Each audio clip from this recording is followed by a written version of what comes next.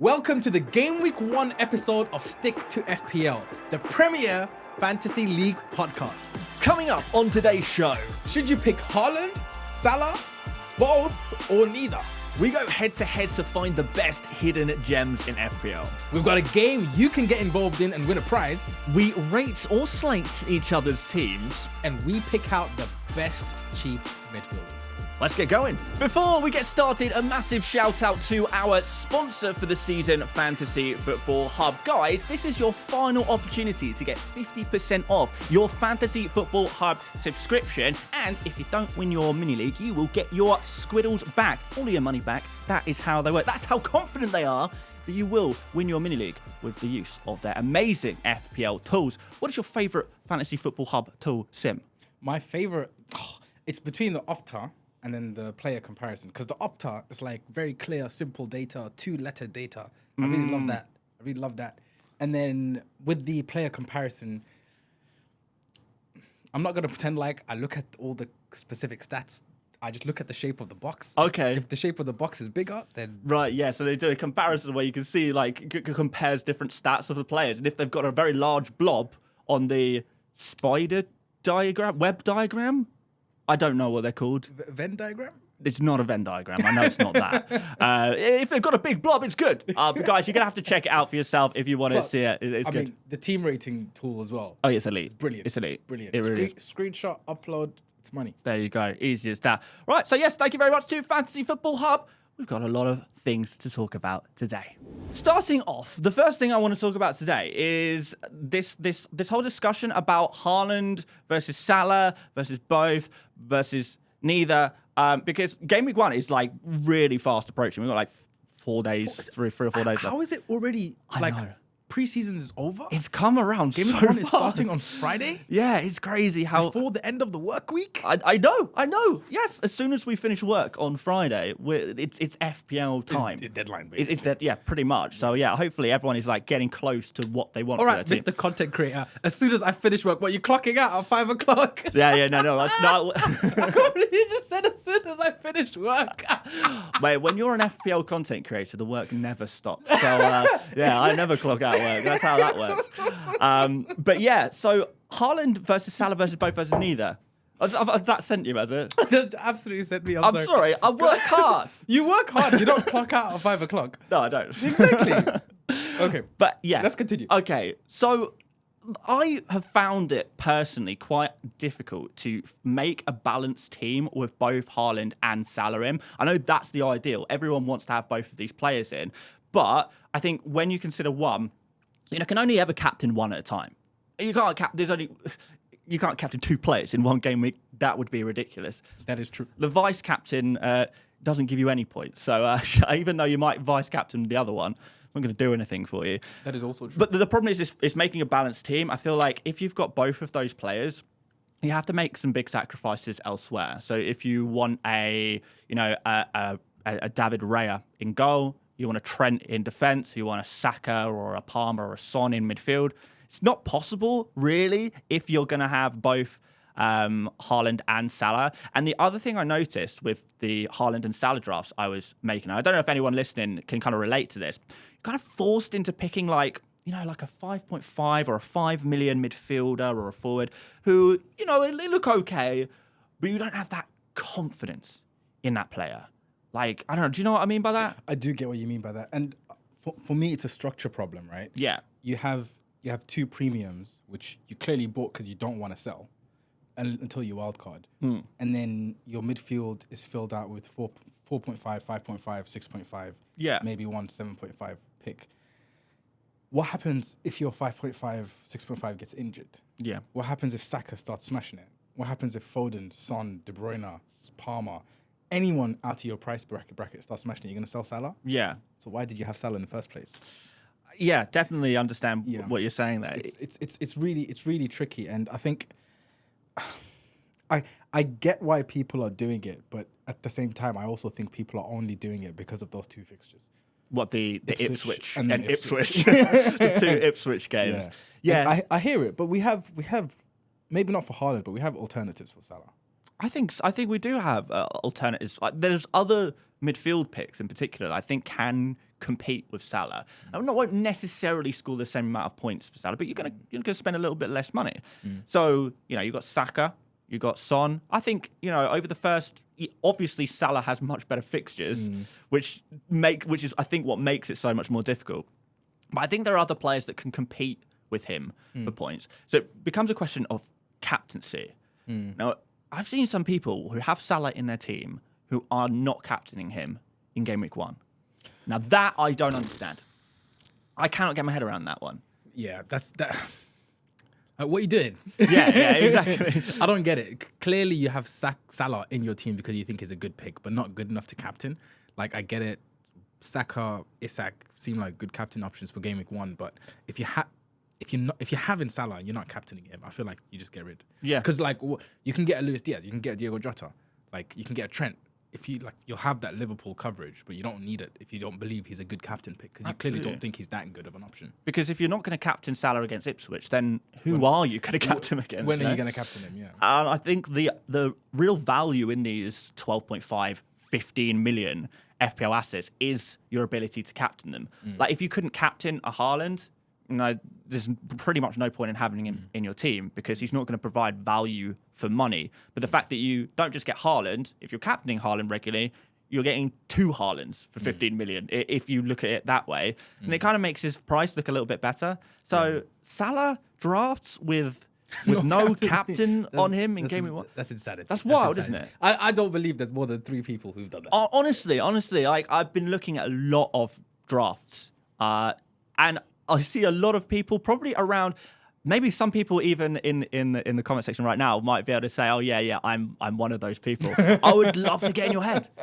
Because Tell me, when were you dropped? I'm sorry. when were you dropped? When were you dropped? And when will you drop Salah from your FPL team between now and Friday? I wonder. But so what about Haaland owners? Yeah. Haaland owners, well, I mean, they're not particularly looking to captain him in game week 1 anyway, for the most part, because of an away fixture against Chelsea. So they're not going to captain him game week 1. Are they going to captain him game week 3?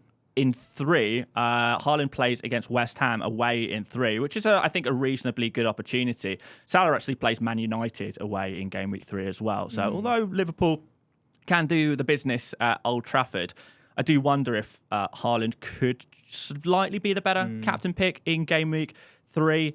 And then, of course, we've got Brentford at home in game week 4 for Haaland as well. So I think there's plenty of captain opportunities for Haaland, certainly. But game week 1 away against Chelsea, I think we probably all agree that the likes of Salah against Ipswich, the likes of Isak against Southampton, definitely are showing just as much, if not more, promise. Yeah, yeah. I agree. I think game week 1, whilst Salah is on paper the best captain, I think it's possible to go against it. So between the 4 options of Salah and Haaland, neither. Which is the most brain dead, for lack of a better word. What, as in silly? Yeah, it's like silly, like something that you would think. No, what are these guys thinking? I think all of them have feet. I'll be honest with you. Yeah, because have we got to that point in FPL where actually, genuinely, there's so many options that there's no wrong way to play it? Yeah, I get the idea behind doing Salah and Haaland. I just think you're really sort of, there's a word for this, kneecapping yourself. Okay, you shoot yourself in the foot. Like, it's going to be a struggle for you from game week 3 onwards. But I still get it. It's a FOMO thing, right? Yeah, because people are so fearful of Salah scoring a big haul against them, or a Haaland scoring a big haul against them, they try and cover themselves by going for both. Yeah, now I'm not going to lose rank. Yeah. There's hundreds of other But players. they won't lose rank until Saka or Trent or someone else does. But that's the beauty of FPL right now. Right? And then obviously Haaland only drafts are most common at the moment. Both the most common. Really? From what I've seen. Yeah, I've been doing a bit of research on this. It's more common. More people are going for both. That's and then Haaland only and Salah only, it's about even among the top managers. The by far the least popular among the top managers is to have neither. Yeah, that's what I was on, so it tells you something. Okay, but you're not now. You're not now. I absolutely hate myself for it. But the problem is, we'll talk about it later. Yeah. There's an emergence of a plethora of brilliant 5.5 million picks. So there is, and we are actually we're gonna go through some of these cheaper midfielders a little bit later on in the show, which I'm quite interested to hear your thoughts on that one actually. But okay, in terms of Haaland versus Salah versus both versus neither, which is a huge mouthful, but I did it anyway. Well done. I think to have one is the way I'd like to go. Yeah, I don't think there's a right answer there. That's what I'm almost certainly going to do. There isn't a right answer there. You're absolutely right. It could be the case.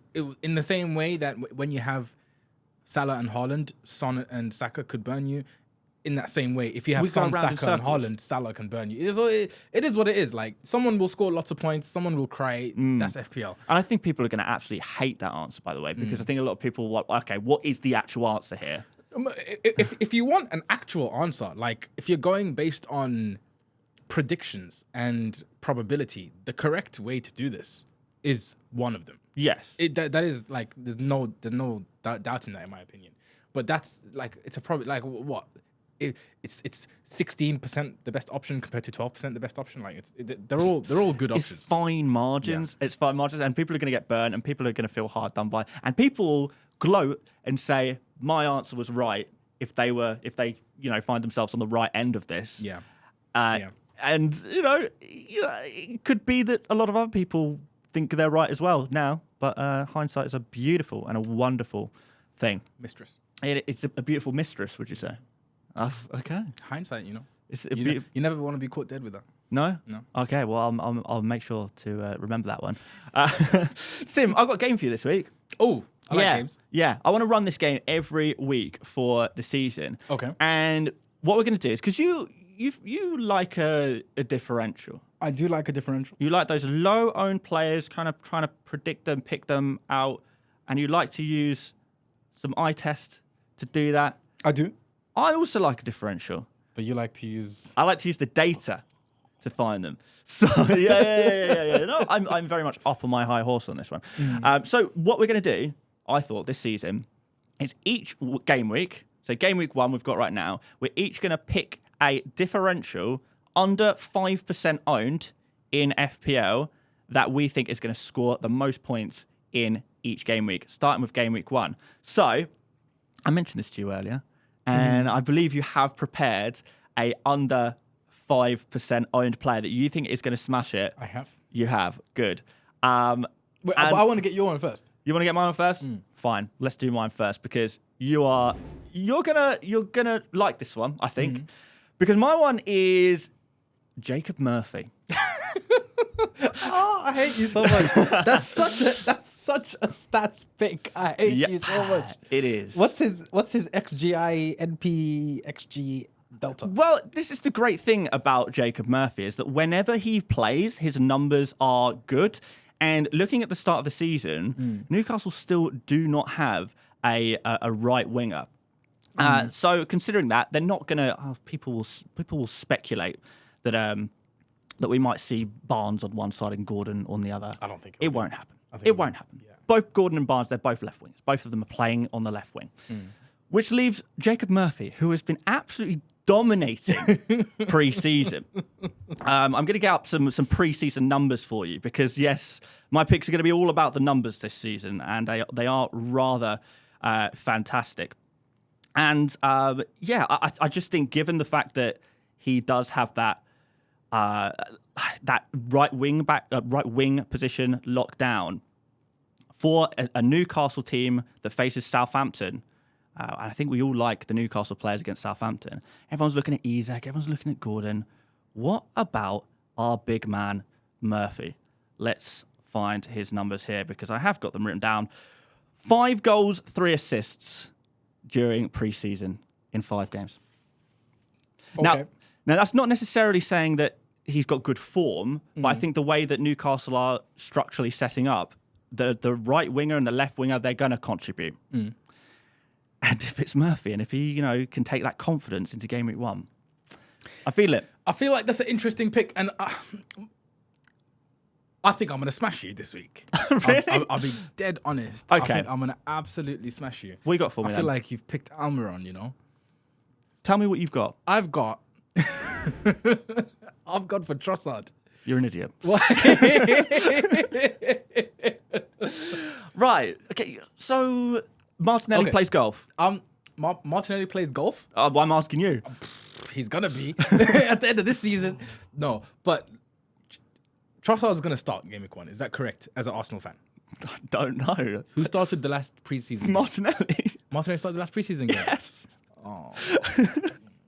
I mean, I can give you an opportunity to change your mind on this one. Martinelli started the last preseason Yeah. game. What about the one before that? I think it was might have been Martinelli again. I feel like you're scamming me here. Am I scaring you? We're about to fact check. Okay. We're about to check with ChatGPT, and we're about to check with all the AI powers that are in the world called Google. In fairness, no doubt that Trossard, like last season, was really good Okay, so when he was playing. I need the preseason fixtures. So they played against Leverkusen. Yeah. And the lineup says that Trossard started. Get out of What, here. last Leverkusen 4-1. Told you, bruv. You're trying to bamboozle was the me. most recent friendly? That's the most recent one, no? Possibly. You see this tomfoolery. Oh man, I can't Okay, believe no, it wasn't last the most one recent one. The was most recent Leon, one was right? Leon. Yeah, And and who Martinelli that? started. Okay, Martinelli started. I can't believe you doubted me on my Arsenal knowledge. An Arsenal fan doubted on his Arsenal. So yeah, Martinelli started the last friendly. Okay, so Leverkusen's a big game though. Trossard started that one. Honestly, I will give you an opportunity to change your mind. Because Okay, this you know is what? not looking good. I'm gonna hold my nerve here, and I'm gonna stick to Trossard. And I'm gonna say that Trossard, even with this very clear minutes problem, Yeah, is gonna outscore Murphy, and I think he'll do it off the bench if it needs to. right. That is some big. That's some confidence. I can't believe you're sticking with that. I'm gonna stick just like we're sticking to FPL on this show. Oh, fair play. Stick to your FPL picks. Why not? Okay, guys. Who do you think's got a better pick? Who do you think's going to score more points game week 1? Murphy or Trossard? I know what the sensible guys would be saying. Trossard. Well, we'll see. But also, can anyone do better? Like, pick a player under 5% owned who you think is going to score the most points in game week 1. Like, tell me who it's going to be. Should we like make it interesting? Yeah. If someone can pick a player and guess how many points they get under 5%, Yeah. we'll give them a prize. Yeah, okay. So they have to guess the player under 5% owned and the exact amount of points they'll score. Yeah, And we'll give them a prize? we'll give them a prize. Year-long subscription to Fantasy Football Pub? Maybe that's a bit of a big prize. A full year? All right, we'll give them like You a know few what? months. We'll Give them a few you know months. what? We'll give them a year. We'll give them. We'll give them a year. Okay. But only whilst it's 50% off. Once the 50% off offer goes, I'm not giving you a full year. Okay? Okay, guys. Yeah, you can pick a player under 5% owned, who and guess exactly how many points they'll score. Does it need to be like at least some points? We can't have like people saying, "Oh, I think it's going to be like," because people will say like, pick like Man United's third choice goalkeeper and say 0 points. So they have to score like some points, right? I just realized this is a 'Cause that very... you can cheat. You can cheat here. You could cheat. So I think they have to score some points. So more than 3 points. More than 3. Yeah. More than 3. 4 points or more. 4 or more. Yeah. If Okay. people can get it bang on, we'll give them a prize. Why not? You predict a player that gets 4 or more points with less or equal to 5% ownership, and we will gift you a free Fantasy Football Hub membership for a year. A whole year. That's a decent only prize. whilst there's 50% off. T's and C's apply. The only T and C is that I can't think you're a end. All right, and we'll give you a shout out on next show as well if you can get that. Yeah, curious to see what people come up with. Very, very curious. Okie dokie. Let's move on because you've got a few differentials that you like the look of. I do. This year. I do. Not necessarily just for Game Week 1, but like maybe for a couple of game weeks, right? Yeah. Well, let's hear them. I'd love to hear. So obviously I like Trossard, but this is I've basically peed on that particular parade. Exactly. Yeah, I thought he started the Leon game because I saw he started the Leverkusen game, Right. and I was like convinced this is going to be a great pick. But then he didn't start Leon, so that's not brilliant. But I do think Trossard's going to have a good season. I don't think Jota counts as differential anymore. No, he's gone. I think he's gone slightly above 5% owned. I think it's like 7 or 8%. I think we're seeing a little hype around him as well. Yeah, and that's the thing. There's hype because one of my picks is over 10% owned. Okay. But there's no hype around them. Okay. And I think he's only in like auto pick teams at the moment. Like, I'm sure if this was like, if we looked at engaged manager ownership, it wouldn't be high. So are you going to blue ball us for the entire show? Are you going to tell us who It the is pick is? Kevin De Bruyne. Oh, yeah, no, zero hype. Negative hype. Negative hype. Yeah, he's no hype. 11 point something % owned. Let's have a look here. So Kevin De Bruyne is currently at 7.2% owned. Is that right? Can't be right. Hang on, let me just do a refresh just in case. I got like some old data here. 7.2. No, that's bang on. 7.2% owned. Okay, so he's under 10%. So that is differential. But yeah, that's differential territory. And I look, Foden's not starting. De Bruyne is fit. He's gonna start 10. You think De Bruyne starts there in game week 1? Yeah. De Bruyne starts game week 1. I got no doubt in my mind about that. He's got the trim. Like, he has got new trim. Yeah. Ready to go for like the Haaland look. I think he's trying to get he's trying to look like him, so they can just like combine into one perfect footballer. Okay, so they're just getting on the same. They're gonna get. They've got the same barber now. They're gonna get like they're gonna go food shopping together. Yeah, like, I don't know what happens, man. But no, cut that out. Why not? It's a clean show. We can cut that out. No, don't cut that out. That makes the final cut. Okay, fair enough. But no, look, I think De Bruyne could have a brilliant season, and he's just not getting any attention at the moment. Everyone's talking about like Saka and Palmer in terms of the expensive mid-priced midfielders. Yeah, and De Bruyne is a good price this year. 9.5 million. Opening fixture against Chelsea away, then plays Ipswich, West Ham, and Brentford. So I think all in all, the Chelsea fixture, I think if you've watched any Chelsea pre-season, you will know that they are struggling a little bit at the back. They have played some tough games, don't get me wrong, but it's not looking. They're not quite, maybe not quite clicked under the new manager. So could be opportunity. And then finally, this one has tiny ownership, but he's got lots of buzz. Go on then. It is our man Oscar Bob. Oscar Bob, the most un-footballer surname I have ever seen in my life. Yeah. I personally, I think he should change his second name. Okay. Like, call himself Bobinho. Bobinho, yeah. I mean, there would be far more hype around, like, I mean, it's not very fashionable, Oscar Bob. What's he going to do? Build you some FPL points? Doesn't sound too interesting to me. But I think he could be a really good shout. 5 million, especially early doors. No right winger at Man City. Alvarez gone. Could he deputise for Haaland? Can you imagine if Haaland gets an injury and Bob... is Bob already a striker? No, he wouldn't play. He'd play right wing. Yeah. But, like... I think it could be exciting, and people are like presenting him as a short term punt, like he's gonna lose his spot or something. Right. He's played basically all of preseason. He has. He's got the most minutes of any Man City player in preseason, if I'm not mistaken, which is nuts. And who else can play right wing? Yeah, I think he got man of the match in the Community Shield as well. There you go. He was brilliant in the Community Shield. Yeah. So he is very much a hyped player right now. My one reservation with Oscar Bob, yes, great price at 5 million, decent fixtures, should start the season at least. My issue with him is Pep Guardiola, the fraud himself, because he just refuses to play young players consistently. We saw how long did it take Foden? We all knew Foden's ability. How long before Foden actually became like a proper first choice player for Man City? Yeah. Years of playing at the highest level, looking brilliant, before he actually, was like, the guy. Yeah, imagine doing all that preseason and then it's like, Bernardo right wing gone. Yeah. Sorry, Bob, you put a great shift in, but the big man Bernardo's back. Time for the football players. Yeah. Come on.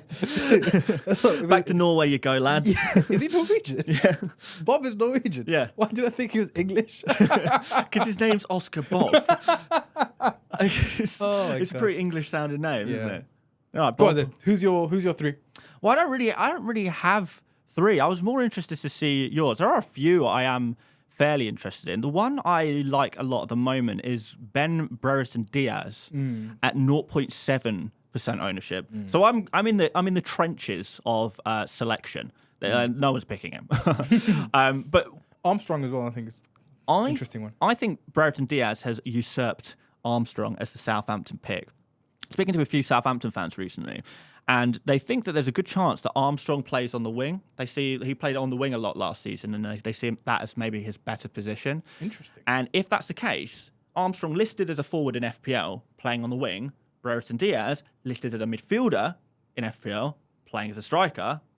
hey, there's some potential there. We like that. Yeah, his numbers last season were really, really good as well. Sorry to do the whole stats nerd thing here, but it's got to be done. And I'm on the Fantasy Football Hub Opta Stats tool right now as we speak. Ben Brereton Diaz, we're going to have a look at his stats per 90. 2.84 shots per 90 for Sheffield United. All right, this is for Sheffield United. 0.81 big chances per 90, which is pretty decent. Big chance every game. Almost a big chance every game. Wow. And 0.45 expected goals per 90 as well. And by the way, he slightly exceeded his expected goals number as well. This is per 90. This is per 90, yes. I feel like there's some statistical tampering going on here. Well, I mean, we can do per start as well if you like. Let's do per start. Per start is down a little. Do per appearance. Per appearance, okay. Well, per appearance is a little bit more difficult, I think. Or is it? No, I think he started all his games, to be fair. So let's do per start, per appearance then. So slightly lower. So 2.5 shots per appearance, 0.71 big chances per start, pretty decent. 0.39 XG per start. That's still pretty solid. That's still for a 5.5 million midfielder playing for Sheffield United last season, be Southampton this year, of course. I think there's some potential there.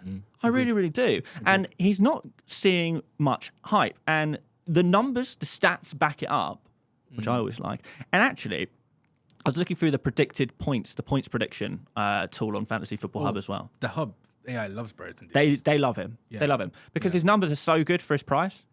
They really, really are.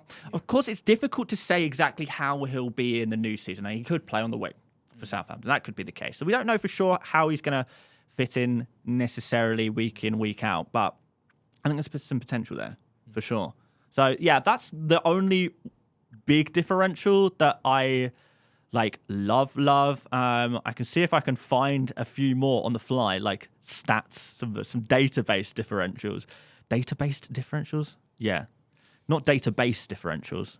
They are in a database, but let's have a look here. So, yeah, just sending the whole audience to sleep. So let's look game week 1 to 5. De Bruyne is in there. He's predicted 28.1 points over the first 5 game weeks. The AI loves De Bruyne as well. Yeah, so not bad. Bowen is interesting. He is interesting. 7.5% ownership, 7.5 million. So he's matched his ownership to his price. Very considerate of him. Easy to remember.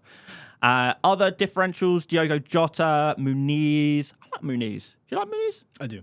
He's my preferred cheap striker. Yeah. Bailey as well. Looks pretty decent. 4.3% ownership for him. And Burmo, 5.9. No one's talking about Burmo. Because Tony's there. For how long? And Tony's still there. I guess that's it, isn't it? Yeah. What if Tony stays? He's not on pens, So yeah. But if Tony leaves, you don't need Burmo's pens. I mean, last season you did. But, yeah, kind of did. Yeah, if Tony leaves, he's interesting. Really interesting. He's 7 million. The fixtures are not amazing. Crystal Palace game week 1, then Liverpool game week 2, Southampton game week 3, not bad at home, but then we've got Man City away in game week 4. Yeah, I'd rather avoid Man City away. Yeah, the opening 4 is not great, but if you're thinking about wildcarding around game week 5 or game week 6, and particularly we'll have information about Tony by that point, he could be one of the players to pick on a wildcard if you were wildcarding pretty early. It's just for 7 million though. With so many good 6.5s and 5.5s. You make a good point. But I think we definitely want to monitor. Not want to pick now, but to monitor. Monitor. All right. So everyone, make sure everyone who's listening to the Epic Stick to FPL podcast, make sure you're monitoring him, Burmo. We'll all monitor him together. And let us know what your monitorations iterate. Yes. How well the monitoring of the monetization is going. Mementos. Mementos. Mentos. Do you like Mentos? I do love Mentos. Good mints. Only the colourful ones. The colourful ones. Really? I don't like standard mints. No. No. How do you brush your teeth? Not with mints. Yeah, but toothpaste is mint flavored. Yeah, but that's different. I'm not eating it. What do you do with your toothpaste? Well, you taste it, right? You taste it, but that's. Wait, you don't swallow your toothpaste? I prefer not to. I was going to try and gaslight you there into thinking that swallowing toothpaste is normal for a second there, but no, we'll leave that one. Right, let's do some drafts. Let's do some drafts because I'm sure people are curious to see our teams. I'm gonna throw mine on screen first of all because I'm like an excited child. I just want to talk about my FPL team because I love it so much. It's so beautiful to me. It really is. Oh my god, I hate how similar our teams are. They are kind of similar in a way, but I just think my draft is so sexy. I just look at it and I just think, you are gorgeous. You are a gorgeous thing. But not everyone is watching. Some people are listening. So for audio listeners, well, let me explain the sexiness to you and make sure you've got a pillow on your lap right now because you're going to enjoy this one. Pickford is our goalkeeper for now. He's probably the least nailed on for my Game Week 1 team. I'm really thinking about going for Henderson. Now we've got a good idea about Henderson's minutes now. Yeah, $500,000 cheaper. Yeah. So I could switch to Henderson. But the reason why I haven't done that at the moment is because my first defender is actually Daniel Munoz, who I really, really like. He's basically a striker. You got people on the podcast in their car thinking, just read out the team, then tell us about it. All right, fine. So Pickford, Munoz, we've got Gvardiol and Alexander-Arnold as to complete the starting defenders. We've got 4 midfielders, Saka, Eze, Nkunku, and Diogo Jota. And up front, Muniz, Haaland, and Isak. And on the bench, we've got Virginia, who's the backup goalkeeper for Everton. Barco, Bednarek, and Sangare. So just a bunch of cheap guys on the bench. And I think that is my biggest, concern maybe with my team at the moment is that there's nothing going on the bench whatsoever. And I think for that reason, I'm definitely debating downgrading Pickford to Henderson to free up 0.5 million to, honestly, I'd maybe upgrade a defender who I honestly would never really play ahead of Munoz. I mean, we could maybe go for Mikolenko, upgrade Bednarek to Mikolenko, or I could do Sangare to Rodgers. And that is, as we get close to the deadline and my fear starts to kick in about the potential holes in my team, probably what I'll end up doing. I'll upgrade someone. I'll downgrade Pickford and I'll upgrade someone somewhere else. Yeah. I think your only concern also, not only, but one of your concerns is going to be you're a bit snookered if another striker pops up. I don't think so. Yeah, you are. How are you going to buy them? Well, I mean, what, as in if Solanke does well or... If Tony does well, Solanke does well, Watkins does well. If Watkins does well, then we move Haaland or Isak to him. But Watkins plays Arsenal in Game Week 2. So there's no way I'm going... Even if Watkins does super well in Game Week 1, I'm not bringing him in for Game Week 2 against Arsenal. It's just not happening. In terms of the Solanke price point, Solanke is the only player in that price point, really, for me. I'm, again, not going near Tony until he's got that Man City game out of the way.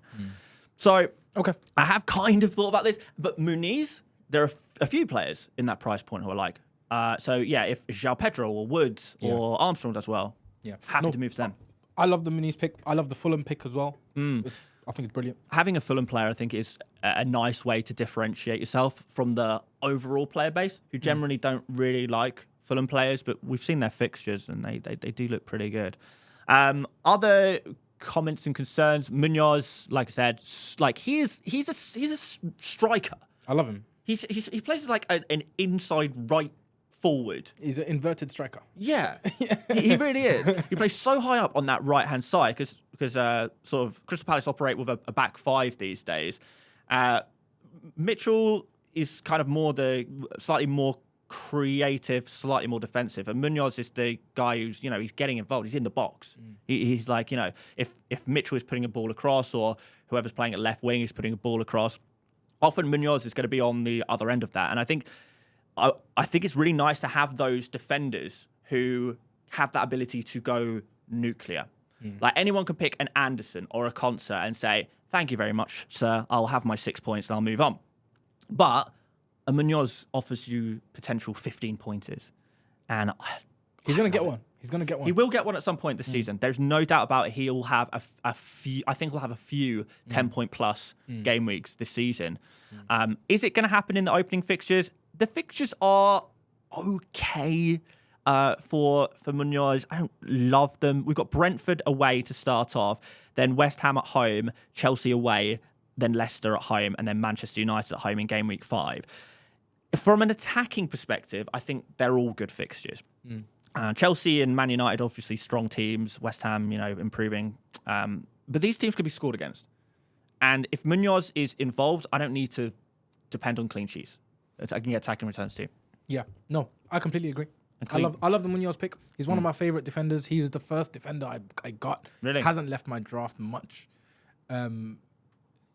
He wasn't in that silly draft we had early run, but that was a very silly draft. That one had Anderson in it, and I was talking about how I would prefer Munoz even on that draft. But yeah, after that, he went straight in and absolutely loved the pick. Gvardiol's an interesting one.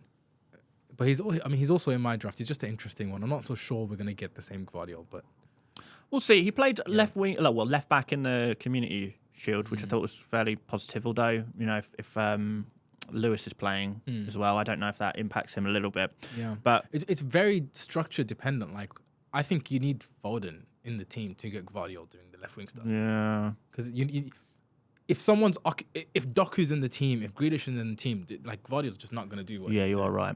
So yeah, but if we're looking at like game week 2, for example, Ipswich at home, the kind of the plum fixture of the entire season, really for Man City. If Foden is back by that game and starting, could be brilliant. This could be, it could be like a 20-pointer for Gvardiol. Yeah, like it's conceivable. And I think that's kind of what I've gone for with my defenders is players who are capable of getting those huge mega scores to really give me a real head start. And I think, by spending that extra 0.5 on an Anderson to Munoz, you get that opportunity. Yeah. But it means that my bench is super weak. By the way, on my bench, I know some people will be like thinking, why on earth is this Donny got Sangare in his team? Because he's a bit rogue. Exactly why. Go on then, tell me why. Because your whole defense stinks of it. You don't want to lose value. Yeah, I don't want to lose team value. Yeah. Because I'm telling you right now, Winks will drop to 4.4 million by game week 3. Guarantee he'll be 4.4 million by game week 3. Who's going to be selling Winks? Because people will restructure. There will be a midfielder that emerges, and people will restructure, sell their third forward maybe to bring downgrade their third forward and upgrade their fifth midfielder to change formation. I think there's a good chance that happens. Yeah. Because we've already spoken about, and we're going to speak about later, all of the best midfielders that are all around 5.5. If Rodgers or Bob explode or Ahmad explode, who is going to be sold for those players? It's going to be Winks. Everyone's going to sell Winks to jump on those players. Oh, bloody Bob. No, I agree with you. I completely agree with you. If Bob smashes it, Winks is gone. Yeah. So there's some definite danger around Winks. Talk us through your midfield. Well, my midfield, Saka, I'm a Saka fanboy, to be fair. But I just think he's so consistent, and he did so well last season, and I think that will continue. Nice to have a penalty taker there as well. Eze, again, penalty taker, talisman. I think both Saka and Eze are both talismans of their respective teams. Set pieces for Eze as well. Saka? A talisman? If anyone's in FPL terms, if anyone's a talisman, it's Saka for Arsenal. But who else is it going to be? Talisman. I mean, well, maybe okay. Eze is more of a talisman for Crystal Palace than Saka is for Arsenal. Yeah, that is a fact. Saka is as much of a talisman as I'm trying to find someone who's equally talismanic. Who's not very talismanic. Yeah, no. Who's half talisman. Okay, but you get my point. Yeah, no. He might get the most points for that team for the season, but he'll get 5 more points than Ben White. I definitely understand what you're saying, but what I really mean is I've picked Saka for my Arsenal guy. Reliable. Because I consider him to be the best Arsenal guy to go for. Okay. Just like Eze, I think is the best Crystal Palace player to go for. And Kunku's in there. Still, he's just a very decent player, and he only costs 6.5 million. He's interesting. 6.5 million starting Chelsea striker. Very interesting. Yeah, I don't know if he will be playing a striker necessarily. Last couple of friendlies, he's been playing more as an attacking midfielder. So we'll see what happens there. When Palmer comes back properly, I don't know, does he play on the wing? Does he play as an attacking midfielder? He can't play on the wing. Yeah, this is it, isn't it? I don't know. And I think there will be a lot of jiggery pokery from Maresca in the first few games to try and figure out exactly who's going to play where. It's particularly as Palmer has come back so late during pre-season, not really had enough time to work with him and see where he fits in. Because we know Palmer is the first player on the team sheet when when he's back up to speed and ready to go, and everyone else will fit around him. So if Palmer's playing attacking midfielder, then Nkunku's not playing there. He'll play on left wing. He'll play as striker. Yeah. So that will happen there. And Diogo Jota is just a differential I love. It covers me for Liverpool. I think I'm well covered for Liverpool now with both Trent and Diogo Jota for their good fixtures. I think there's very little chance that Diogo Jota doesn't start against Ipswich. Agreed. And that could be a haul in itself. I said that 3 weeks ago. Yeah, when we recorded our first 3 pre-season weeks ago. episodes. And you were like, what? And I was like, listen, no way he doesn't start. Yeah. No way. No, you're spot on. You're spot on. Maresca basically said he's the only smart striker I've got. Oh, it's Slot. Yeah, not Maresca, Slot. Yeah. Yeah, and he'll... did you see his volley, by the way, in the friendly? I didn't see those. Oh, it was sweet. It was like Van Persie-esque left-footed volley. Trent assist as well, wasn't it? Yeah, unreal. So these two guys, I think, should link up quite nicely and score some decent points against Ipswich. If Diogo Jota can stay in the team, fantastic. If not, he'll probably be one of the first players I transfer out. But I'm planning an early wildcard, Game Week 5 wildcard. So, I'm prepared to take a few moderate risks for short-term gain. And I think, a lot of people say, when they've seen my team, why don't you go for Gordon instead of Jota? I actually think that Diogo Jota has a higher chance of starting Game Week 1 than Gordon. Because Gordon hasn't had a pre-season. He hasn't had a pre-season at all. He's barely had any minutes. I think Gordon probably does still start Game Week 1. He's a sort of a 60, 70-minute sub for me in Game 1. Interesting. And that's assuming he starts. I would probably agree with you. I'd probably agree with you. Yeah. Yeah, I think Barnes has maybe a 30% chance of starting ahead of Gordon in Game Week 1. Yeah. But Gordon's he's got at least 60 in his legs already. Yeah. But he's not got. I don't think he's got 90 in his legs. And I don't even think he's guaranteed to start. Yeah. So Rightio. There we go. And not much to say about Muniz. He's just 6 million in his decent value for money. Nailed on. I did have Wood in previously, but I think if I'm going to go for a player like Diogo Jota, who is slightly minutes risky, I don't want to have another minutes risk guy there. Also, you preferably you'd pick a player who's good at football. Well, I mean, it doesn't matter. I don't care. A player can be terrible at football. If they're scoring me FPL points, they are coming into my team and they are staying Jesse Lingard in my team. Yeah.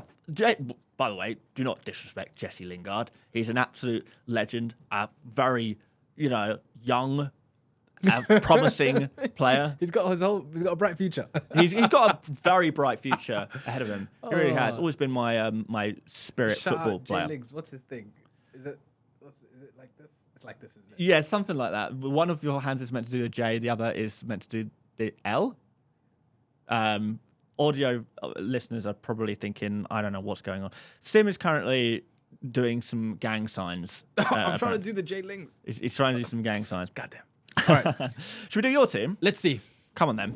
Come on. What you got for me? Now that's sexy. Look at that. Go on, then. Talk me through it. So, we've got David Ray in goal. It is David, isn't it? It is David. And then we've got Daniel Munoz, who I did not actually know his first name was Daniel. Yes, he's got a great first name, so it's easy to remember. Daniel has always been one of my favourite names. Don't know why. Heard better. Daniel Munoz. I've got Josko Gvardiol, Mikalenko. No idea what his first name is, but I've got basically Vitaly Mikalenko. It's a sick name. That is brilliant. That is brilliant. Is he Russian? Ukrainian. What? How? I'm sorry. Your ball knowledge, by the way, outside of FPL, is sometimes quite shocking. That Mikalenko is Ukrainian. Yes. My bad. Anyway, so Munoz, Gvardiol, Mikalenko, Gordon, Smith Rowe, Diogo Jota, and Bukayo Saka. And then up front, we've got the trio of Erling Haaland, Solanke, and Alexander Isak with the armband. You got the bench. And then on the bench, I've got Lumley as a goalkeeper. Yep. Ask me what team he plays for. Southampton, I already know. No idea.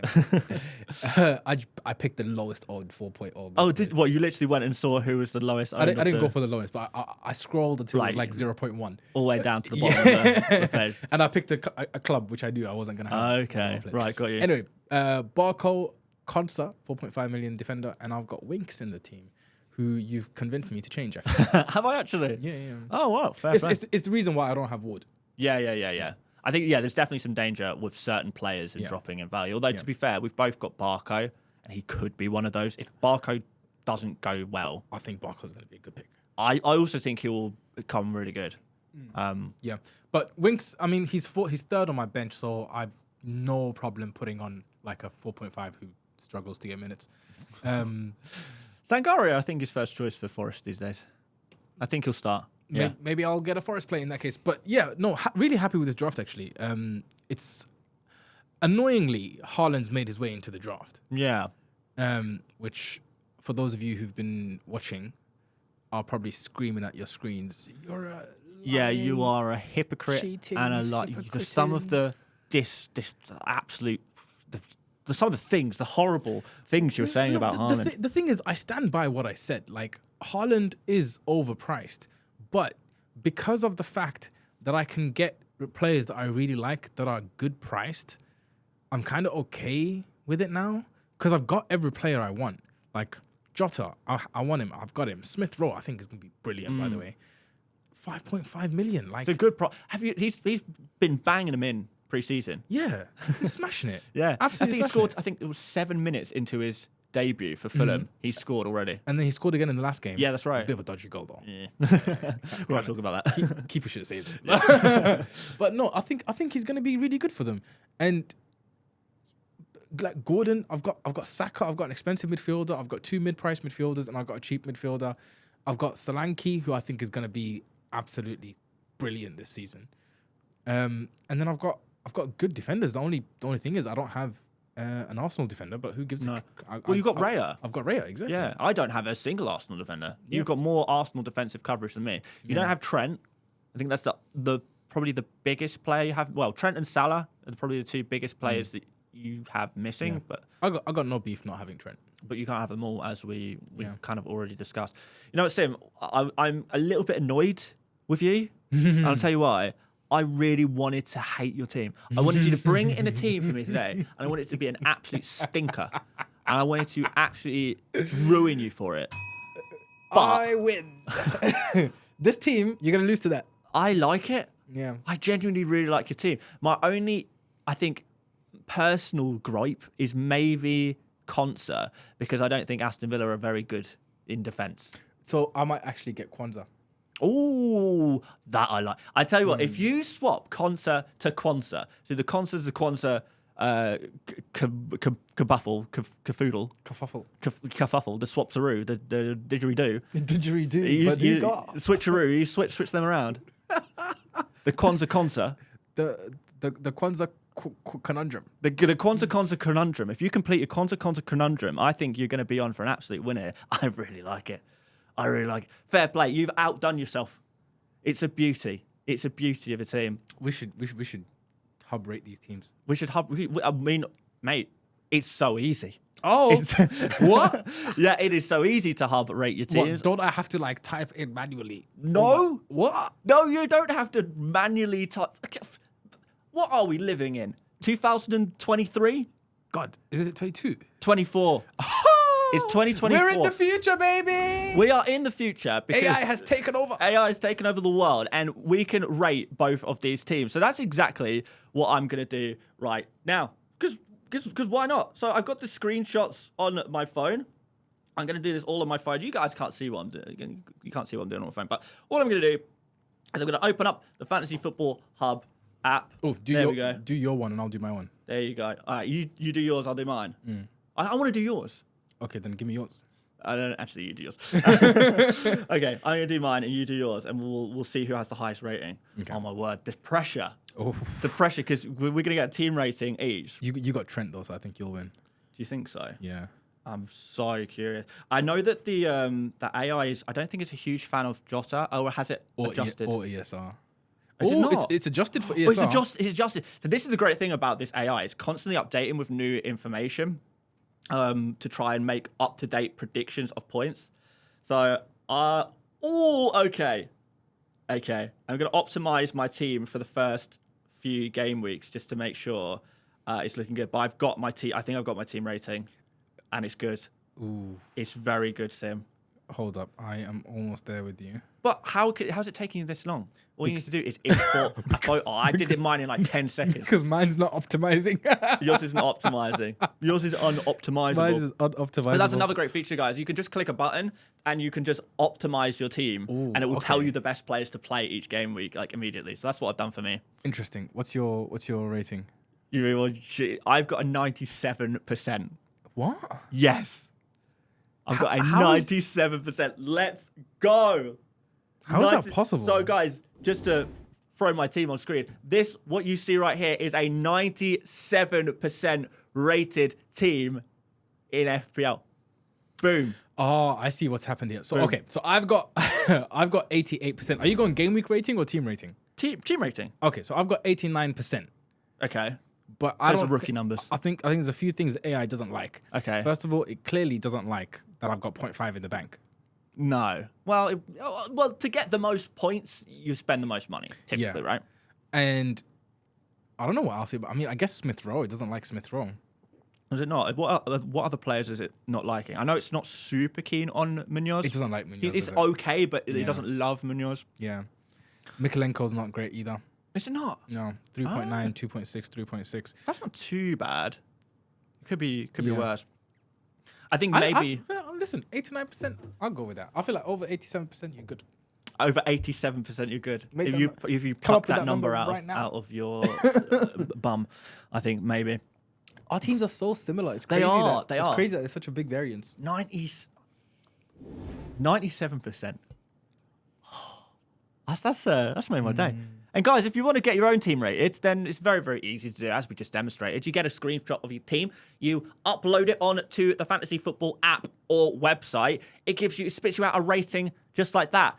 I got 97%. Sim. Okay, we get it. You got 97%. let me look at what my AI team rating suggestions are. Okay. Yeah, because it also makes suggestions of how you can improve your rating as well, which is really useful. I see. I wasn't logged in. That's why it doesn't want to optimize my team. Right. Okay.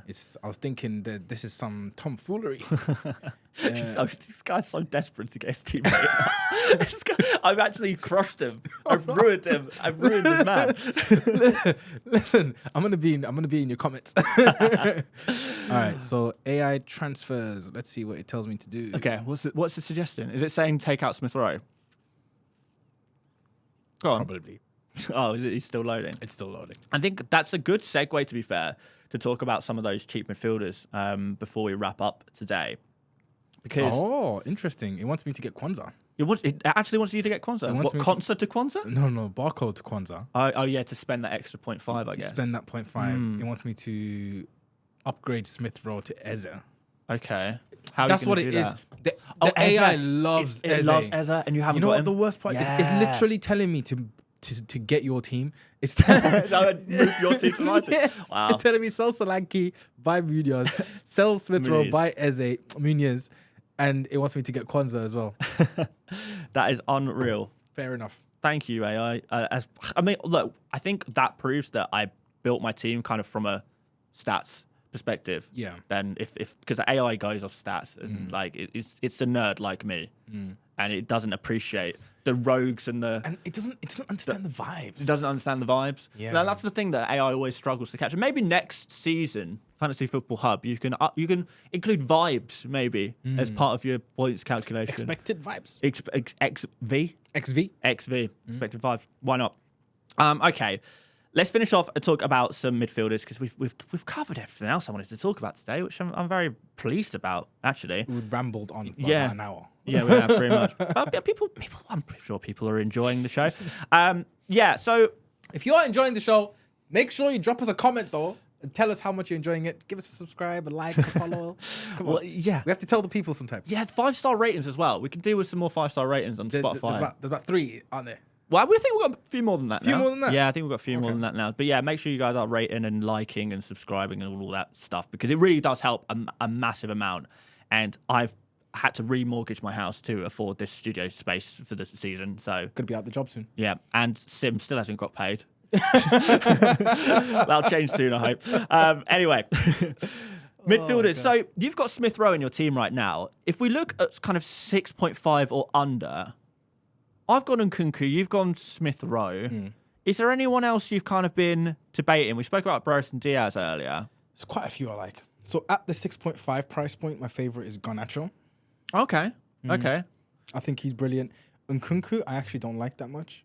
Sorry. No, that's fair enough. But I just don't like Nkunku. Well, you're wrong, but that's okay. It's okay to be wrong sometimes. No beef with him personally or nothing. Right. Like, I just don't. Technically speaking, he's still not Prem proven. No, I know. I take that on board. Right. 100%. But yeah, no, his minutes are a concern. There's lots of issues. Oh, you got rid of it. So yeah, Nkunku, I'm not that big a fan of. Garnacho, I really think is gonna have a big season. Genuinely. Yeah. I think he's gonna be good. Leon Bailey is an interesting one at 6.5 as well. I think he's a good option. Just probably not that fun. I'm a tiny bit worried about Bailey. I have a creeping suspicion that because Rodgers has been playing in Watkins' position in pre-season, when Watkins comes back and plays as like the main striker, is it actually going to be Rodgers playing off him rather than Bailey? But Bailey's fine as a winger as well, though. Yeah, I guess so. I just wonder if we're going to get the Bailey we want. Yeah. Like the very advanced Bailey. That's what we want. Yeah, that's the problem, right? If he's doing his dribbles over in midfield, it's not very helpful. Yeah, exactly. That's an interesting So point, it's just a small concern. I still think he'll be a very good pick, but Yeah. I just have a little doubt around him at the moment. Yeah. And then who else are our other 6.5s? Well, you've got players like, I don't know, are you interested in Gibbs White? 90-minute man, decent fixtures? Personally, no. I think there's so many other... I mean, Doku's an interesting one. Like, the forgotten man. Yeah, but if you're going to go for Doku, you may as well go for Bob. No, but Bob might not start. Doku might not start. Who's going to start left with Grealish? He's carried got a knock. Yeah, but Foden will be back soon. Foden's going to play central. Yeah, but it's fluid. It is fluid. It's fluid. Okay. Doku's not that interesting because it's too crazy. Obviously, there's like Brennan Johnson who kind of brought up a little bit of interest recently. But Yeah. with the I'm new not completely signings, sold. It's a little bit, I'm not so sure about Brennan Completely Johnson. sold on Brennan Johnson. And yeah. then Kudus, definitely one that I would be interested in. Yeah, I think when that's- the fixtures turn good. Yeah. Same for Bowen as well, by the way. But he's obviously not 6.5. But that's your lot. I'll tell you who's not getting any clout. Who got an attacking return recently? Mitoma, Yeah. the forgotten man. He has become that forgotten man, hasn't he? He was like in all of our teams last season. Yeah. Until he got Game week 1 injured. last year, he was like the man. Exactly. He was 5 million back then, wasn't he? It might have been a bit more than that. 6.5. Can't have been 6.5 last year. And think be he might have 6.5 this year. Yeah. Because he was really good the season before that. Do you remember, like, that was his breakthrough season and he went absolutely nuts. So they put him up to 6.5 million. I think one reason why people have gone off Mitoma a little bit is Yankuba Minter, who's 5.5. He looks well exciting. He looks the real deal. He really does. So I think, if you can go for Minter at 5.5 rather than Mitoma for the same team, why not? How about Mason Mount? Is that a joke? He played up front. Yeah, but I mean, come on. We're picking Mason Mount in our FPL teams in a big 2024. Oh, that's crazy. You've lost your damn mind. Right. But that's your lot at 6.5. Well, Jacob Murphy, who I mentioned earlier. Jacob Murphy, indeed. Is he 6.5? 5.5. Oh, that's what I was going to get to the 5.5. Okay, sorry. I Can you not do that? I'm jumping the gun. You are I'm indeed jumping the gun. the Angus. Yes. Carry on. Over at 5.5, we will start with the one and only Jason Murphy. Jason. Jacob. I know. I'm messing with you. It's working. Obviously, he looks to be an interesting pick, and I think you're right. The only concern is Barnes, right? But I agree with you. I don't think Barnes didn't play towards the end of last season when Murphy was. He's had injury problems, Barnes, but Barnes. But even when they were both fit. What, last season? Yeah, there was points last season when they were both fit that Murphy was starting. Yeah, yeah, because Barnes is not a right winger. Yeah, agreed. Gordon can play there, but why would you play him in his not his best position? Yeah, so Murphy's interesting. I wouldn't pick him. There's absolutely nothing that is fun to me about picking Jason Murphy. I swear to God, you called him Jason one more time. Yakub Murphy. On the other hand, ESR, Emil Smith-Rowe, Yeah. full on excitement. I like it. Danger Mouse. I like it. Danger, why is he a mouse? Just because it's a small price, isn't it? It's a small, it's a small price. Yeah. Small price. Big man, small price. Yeah. Andreas, also at Fulham. Andreas, interesting pick. I saw today that people were worrying about his minutes for some reason. I think he's rumoured out at the moment. Is he? Yeah. Okay. So he might not even be at Fulham by the time the actual real life transfer deadline passes. If anyone cares about real life transfer deadlines, I don't know.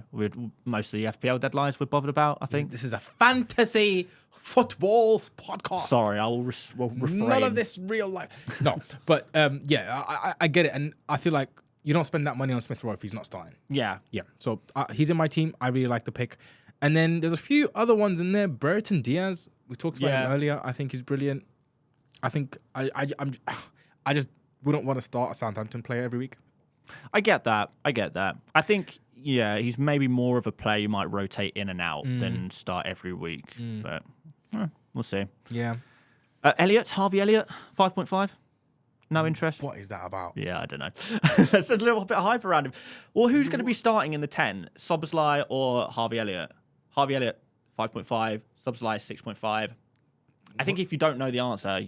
Gakpo could start there. What, you think... Do you think? He did last season for a bit. He did, yeah. Under Arne Slot, I don't think he will, but like... That's true. Who started 10 against... The last friendly was Szoboszlai. Yeah. No. I think. Am I wrong? The one that they just smashed someone in. Yeah, it was McAllister, Gravenberch, and Seville, wasn't it? Yeah. No, wait. This is the thing. Liverpool played 2 friendlies in one day. The one where they played their first 11. Okay. That one had Szoboszlai. Was that Szoboszlai? Okay. Yeah. And Elliott played in the second friendly that tells you everything. And the second, the B team friendly, I guess. Yeah. So and that had Diaz left wing as well, who is kind of been not spoken about too much. So was it Szoboszlai or Gravenberch? Must have been Szoboszlai. It was Szoboszlai, and Gravenberch was playing like a little bit deeper with McAllister there. Yeah. I mean, it's interesting. I personally would not go for Elliott. I wouldn't go for Szoboszlai either, because clearly they're both being touted for the same position, and I don't know enough about how Liverpool are going to play to be able to say, their 10 position is an important attacking role for them. So, not for me. Fair enough. Well, that's all we've got time for today, guys. I hope you have enjoyed the show, though. Once again, we would really, really appreciate it if you guys could rate 5 stars, subscribe wherever you're listening or watching this. It really does help out the show so much. And hopefully, one day, we'll be able to pay Cim. And I can pay off my mortgage as well that I remortgaged to produce the show. So if you guys could just help in any way, share the pod as well. Massively appreciated. And we appreciate you guys who have been supporting so far. Looking forward to the season now, though. Game week 1 This is our Game week 1 episode. It's officially done. I wonder how far our teams will be from what we've shown today. Yeah, we can do like a little reflection on the Game Week 2 episode. So yeah, guys, we'll be back next Tuesday. Hope to see you then. Any final words? Sim. What I would like to finish with. Yeah. I'm glad we're prioritizing my salary over your mortgage. Well, people have to follow and subscribe and stuff first. Take it easy. Cheers, guys. See you next Tuesday. Bye-bye.